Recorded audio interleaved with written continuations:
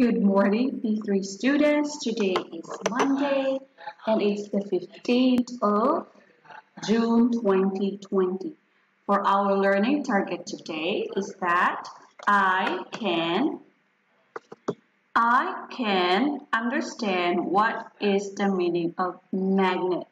So I am pretty sure that you are you already know what a magnet is, right? So you can see this like stick on your refrigerator and also like the video I have shown you before about graphene. It shows that there was a magnet. So again, for today, I want you to open your book, your science learner's book, and I want you to open it to page 54. And also for your assignment for today is that you are going to answer the three questions on this page, right? So you're going to name at least 5 magnetic materials. So again, we talk about materials like paper, fabric, we have metal, we have what else? Rubber, we have. So here for the magnetic materials, right? So you're going to name.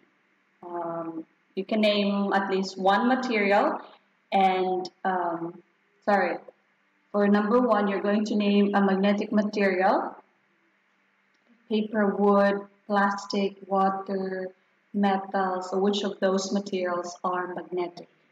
And number 2, you're going to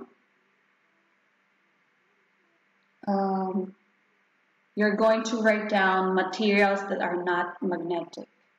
And here for number 3, why did Snell's magnet not stay on the door of its,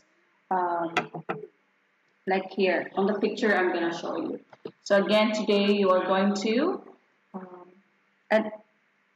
understand what a magnet is, okay? So here, so this is the page look like. Alright, so the questions, here are the questions that you are going to answer. So again, name a magnetic material.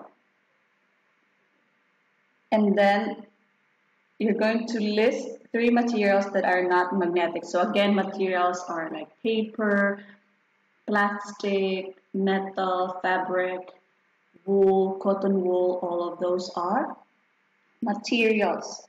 And then for this is supposed to be number 3, because here it's just right 2. So why did Snell's magnet not stay on the door? So this is Snell, and here he is trying to put the magnet on the shelf, which is made of wood, right? Okay, so now let's start. You ready? So our topic for today is about magnetic materials. What is a magnet? Right? So this is a magnet. So Anita has a magnet. There are lots of different types of magnets. Some magnets are formed like this, like letter U.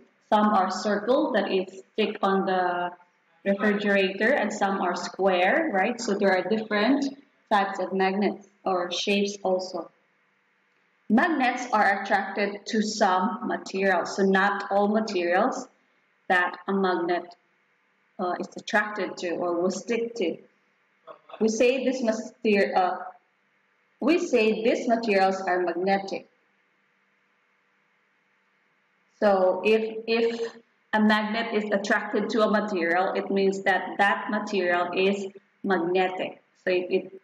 So magnets is like when you put it into magnetic materials, it will stick, right? It will like that. Just like the movie, what was the movie again? Minions, you know, where there is the guy from Despicable 2 or 1, I don't remember. Yeah, so again, for this, if we will go back to school, I'm going to show you a movie about Despicable Me. Is it either 1 or 2? So there's the magnet, right? Okay, so materials that are not attracted to magnets are non-magnetic. So if the material, if you have a magnet and then, for example, the wood, and if I use the magnet to the wood, if it will not attract, if it will not stick to the magnet, then the wood, this ruler that's made of wood, is called non-magnetic, right? It's not attracted to magnet. So Sunil is trying to put a fridge. So this is a fridge magnet on the cupboard door, but it keeps falling off. And why? So here, this is the cupboard door also. But yes, so why it keeps falling? Because, as I've said earlier, the wood is not attracted to magnet. It means it's non-magnetic. Alright, so look at this one. So as you can see, this is the magnet, right? And there are some paper clips. So paper clip is made of metal. And so when Anita used a magnet to see if these paper clips are magnetic. So you see, she was just raising it and all the paper clips are attached to the magnet. So it means that these paper clips are magnetic. It means it connects or attracted to the magnet, right? Okay, so magnets can be used to separate magnetic materials from non-magnetic materials. This magnet is separating magnetic metal from other rubbish for recycling. So here is a recycling area, a scrap store. So here is a big magnet. So also magnets are used to separate things. Like for example, if a junkyard, they just want to get all the metals, so they will use a magnet. So all the metals will go to this and will be it will attach to it. So the rest that are not magnetic will remain. So it's easy to separate or sort the things that are magnetic and non-magnetic.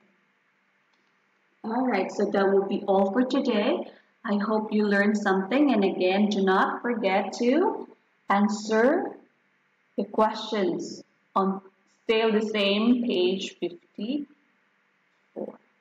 Goodbye and have a nice day. Thank you for listening. And I have something for you. Here's the top of this.